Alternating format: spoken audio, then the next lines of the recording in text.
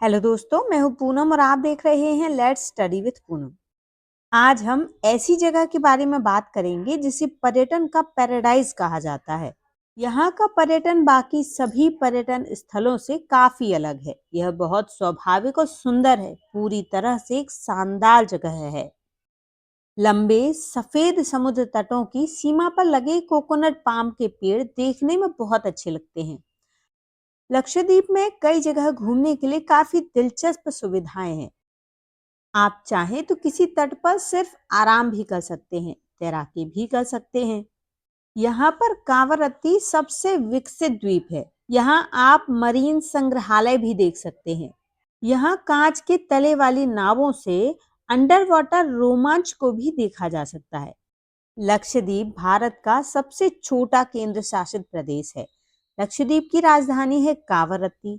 लक्षद्वीप भारत की मुख्य भूमि से 300 किलोमीटर दूर है। लक्षद्वीप की जनसंख्या मात्र 65,000 है। लक्षद्वीप की अधिकांश जनता मुस्लिम धर्म की है।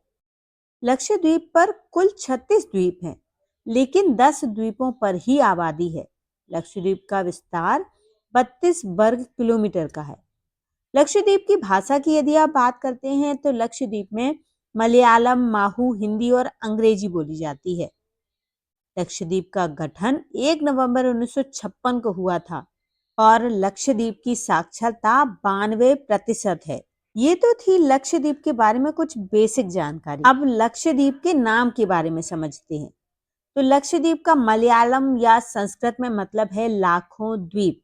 अपने नाम के अनुसार ही यह द्वीप बहुत खूबसूरत है और उन लोगों को छुट्टियों का सही आनंद देता है जो लोग समुद्र तट, पानी के खेल यानी वाटर स्पोर्ट्स और सी फूड के शौकीन होते हैं।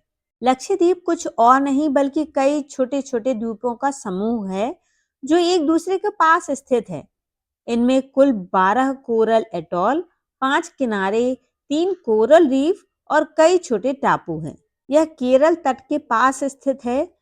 केरल राज्य और केरल उच्च न्यायालय के अधिकार क्षेत्र में आता है। लक्षद्वीप की राजधानी कावरत्ती है और ये भारतीय उपमहाद्वीप के सबसे खूबसूरत स्थानों में से एक माना जाता है। यदि लक्षद्वीप के इतिहास की बात करें तो स्थानीय परंपरा के अनुसार लक्षद्वीप के इतिहास को केरल के अंतिम चेरा राजा चेरामन पेरुमल से जोड़कर देखा जाता है।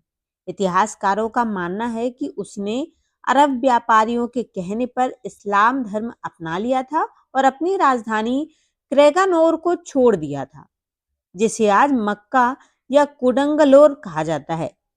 पुर्तगालियों के आने के साथ लक्षद्वीप में लूट शुरू हो गई। हालांकि पुर्तगाली भी यहाँ ज्यादा साल टिक नहीं पाए। माना जाता है कि स्थानीय लोगों द्वारा जहर दिए जाने से उनकी मौत हो गई थी। आधुनिक इतिहास के हिसाब से 16वीं सदी में लक्षद्वीप में चिराक्कल के राजा का राज था। कुछ समय बाद कुछ द्वीप टीपू सुल्तान के शासन में आ गए। सन 1799 में यहाँ ईस्ट इंडिया कंपनी का आगमन हुआ। बाद में सन 1854 में पूरा लक्षद्वीप ईस्ट इंडिया कंपनी के शासन में आ गया। आजादी के बाद ये द्वीप भारतीय गणराज्य का हिस्सा हो गया और सन 1956 में एक अलग केंद्र शासित राज्य घोषित हुआ। पूरा का पूरा केंद्र शासित प्रदेश लगभग 32 वर्ग किलोमीटर का है। इसकी स्थिति की वजह से इसकी जलवायु ट्रॉपिकल है और पूरे साल यहाँ का मौसम सुहावना बना रहता है। यहाँ की मौसमी परिस्थितियां केरल से बहुत मिलती जुलती हैं। यहाँ का तापमान 25 डिग्री सेल्सियस से 35 डिग्री सेल्सियस के बीच ही बना रहता है। अपने बेहतरीन आर्थिक क्षेत्र के चलते यह द्वीप अविश्वसनीय आर्थिक संभावनाएं मुहैया कराता है। यहाँ की साक्षरता दर बहुत ज्यादा है और यह 92.28% मानी जाती है। यहाँ केरल का ही पाठ्यक्रम लागू किया जाता है। सबसे महत्वपूर्ण तथ्य यह है कि जैव विविधता, पर्यावरण के अनुकूल वस्तुओं और जलवायु परिवर्तन के बारे में अनौपचारिक समुदाय द्वारा सिखाया जाता है। यहाँ के बच्चों को मछली पकड़ने, वन्य जीवन, समुद्री जीवन के बारे में तो अपने माता पिता से ही शिक्षा मिल जाती है। तो आज की वीडियो में दोस्तों हमने भारत के एक अनछुए पर्यटन स्थल लक्षद्वीप के बारे में जाना।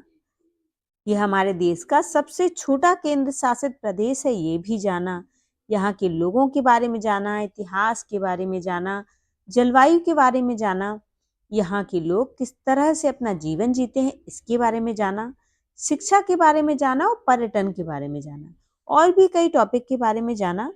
तो दोस्तों, आज का वीडियो आपको कैसा लगा कमेंट करके ज़रूर बताइए, और यदि चैनल पर नए हैं तो चैनल को लाइक, शेयर और सब्सक्राइब ज़रूर करिए। मिलते हैं अगले वीडियो में, तब तक के लिए धन्यवाद।